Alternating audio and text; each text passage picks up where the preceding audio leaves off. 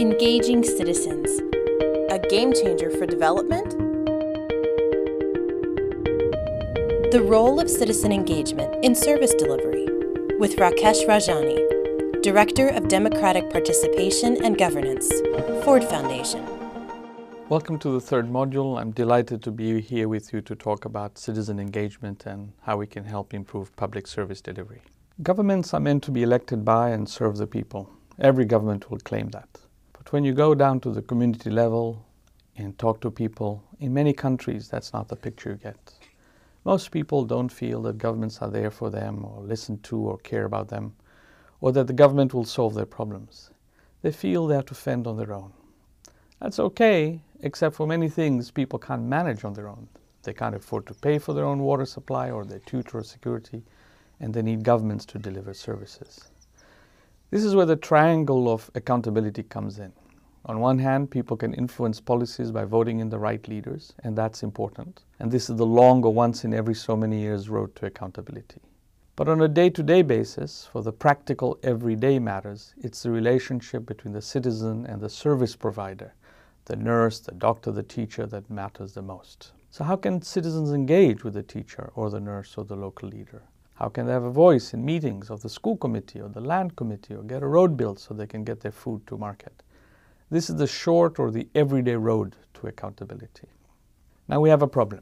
In many places, the everyday road exists in form, on paper, but few citizens actually travel that road. For example, in the time that I spent in communities, I've talked to many parents who tell me that the school doesn't work, that there aren't enough teachers, or the few teachers who show up, in fact, don't teach in the classroom.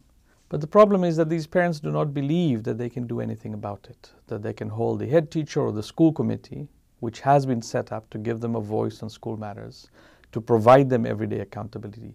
Those institutions don't work for people. They don't solve practical everyday problems for people. So then, if that's the case, if that's a reality for most people, how do you get people to travel the road of everyday accountability? And I think there are two key preconditions I want to share with you. One is information and the other is feedback. So let's start with information. People need signposts to know what's going on. How can citizens engage with the health center if they have no clue what services are meant to be provided, by whom, and at what cost? Who can they call or go to if there's a problem? Now these things seem pretty obvious, pretty straightforward, except in practice it is very hard to get information most of the time. Many governments and civil servants have inherited an operating culture which is closed and secretive, where information is not meant to be shared. So what happens as a result? People just tune out, both the service providers and citizens, and do not feel ownership of what's going on.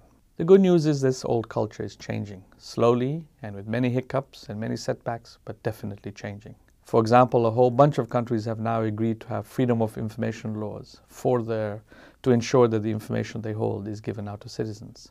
You have hundreds of thousands of data sets which before were kept in closed doors in shells or through password access that are now being opened up so that anybody, but particularly the intermediaries, can go through them and analyze them and make them more visual so people have a better idea of what's going on. Governments are beginning to realize that it helps them to be open, because when they do that, they engender trust and get good ideas from people, and it builds their credibility and helps solve problems. Now, while this is happening, we've also learned some lessons along the line. A lot of information has been put out, which hasn't been that useful. And we've learned that in order for information to be useful to citizens, there are at least 5 things that are important. The first is that the information needs to be relevant. It needs to matter to people. It needs to be about something they care about. A second point that's really important is that for most people, they want to know what's going on in their community, in their school, in their clinic. If you give them information at the district level or the national level, yeah, it's interesting, but it doesn't help you. So it needs to be disaggregated at the most local level. Third, accessibility. We have to speak in a language that people understand. It has to be in a format and in a location and in a way it's posted where people can easily access that information when and if they want it. The fourth point, and this sounds obvious but it needs to be said, is the information needs to be reliable and accurate.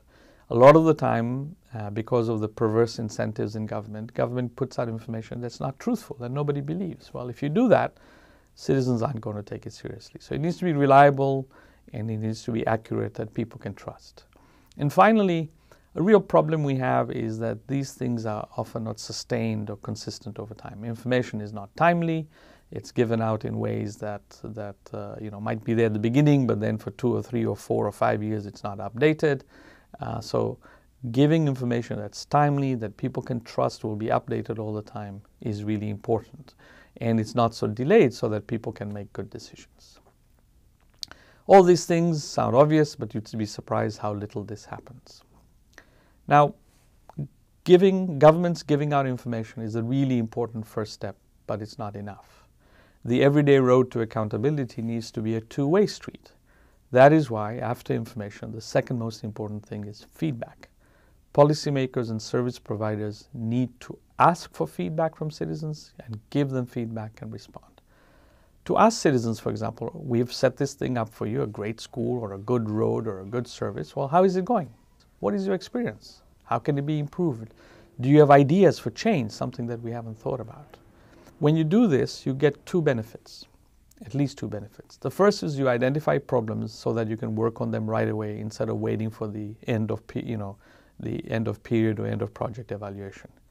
So you can find the problems and fix them. But the other great thing about asking for feedback is you can identify what's really going well. You can figure out who the heroes are, who the dedicated or the creative types are, who are making things work despite difficulties. And what you can then do is tell their stories and emulate those stories.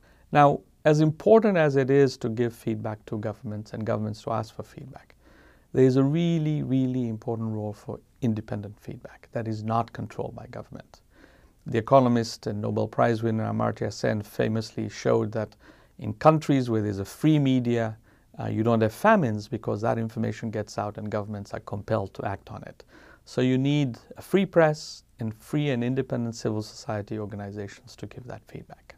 But there's one big dark secret about feedback that I want to share with you. If you ask for feedback and don't take it seriously, then you breed cynicism. People will become cynical and they won't give you feedback. Earlier, Tanzania did a national development plan where we asked for ideas from people. Over 100,000 people took time to send in ideas, and those just sat in a box. So those sorts of things make people feel, you know what, this is not serious. So what's really important is when we ask for information, we should make sure that we take it seriously.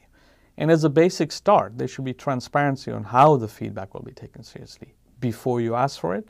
And then once you received it, there should be an accountability function where you should actually have to explain to people what you did with the information that they gave you. So we've seen that for everyday accountability to work, 2 things are absolutely important and necessary: information and feedback. And that these things need to be done in the right way for them to be experienced as genuine, meaningful, and practical. But let me end with 3 common myths or pitfalls of citizen engagement that many well-meaning people who want to do citizen engagement fall into. What are these pitfalls? The first is this idea that citizens have a lot to say, just give them the opportunity and they'll solve all kinds of things. Well, guess what? We shouldn't romanticize citizens. Citizens are busy, they have lots of things to worry about, they don't have time on their hands, and frankly, citizens are just not interested or not able to solve a lot of problems. So this idea that citizen engagement is a magic bullet to solve a lot of our problems is false, and we should not build on it. The second pitfall or myth is that technology is a game changer that will allow us to do so many things and solve all kinds of new problems. Well, guess what? Technology does allow us to do a lot of things. The mobile phone in particular is a wonderful tool that allows citizens to give feedback. While technology is great, much of the time, the old problems that have stopped people from doing things, fear, uncertainty, non-responsive government, a worry about politics, institutions that are corrupt, all those very old problems still remain. And technology cannot trump those problems. Technology can help us navigate those problems, but technology is often just 10% of the answer. 90% of it is politics and institutions and us figuring out those very human issues that stop things from happening and how we can deal with that. And that leads me to my third and final pitfall, which is about this idea that somehow in this brave new world, we can avoid politics and keep away from all that dirty stuff around politics. Well, guess what? I think many of us who worked on citizen engagement and the use of technology for citizen engagement have realized at the core of it, it's about power. Who gets to make decisions? Who gets to have a say? Whose voice counts? Who gets to set the agenda? Who can be ignored? Who can't? These very old issues that we've had with us for time millennium are at the heart of citizen engagement. And in that sense, a real mistake we can do is to somehow think that we can do citizen engagement devoid of talking about politics and talking about power. So in conclusion, what do we know about citizen engagement and what have we learned about citizen engagement? We know that it can be incredibly powerful and hold incredible promise. And where it has worked well, we can see how it can help deeply transform the very nature of government, the very nature of the relationship between governments and their citizens. But we've also learned that it's very hard to do well and that there are many pitfalls. We don't have all the answers. We have hunches, we have some experience, we have some lessons, but we don't have all the answers. So what we will need as we go about doing it is a great deal of humility, of openness, of listening, of trying things out and learning from them, making adjustments, tweaking, adapting.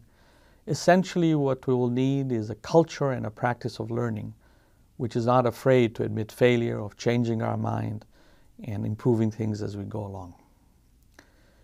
We do this work of citizen engagement not because it is a proven success that will solve all kinds of problems, but we do it because it holds a twin promise. First, it reflects the democratic ideal that people matter, that what people think and care about and say matters. And second, because it can help us get things practically so that lives improve, so that the woman who wants care for her child has a better way of getting it, so for the parents and the children who care about getting a decent education can actually get that from the school. Thank you very much.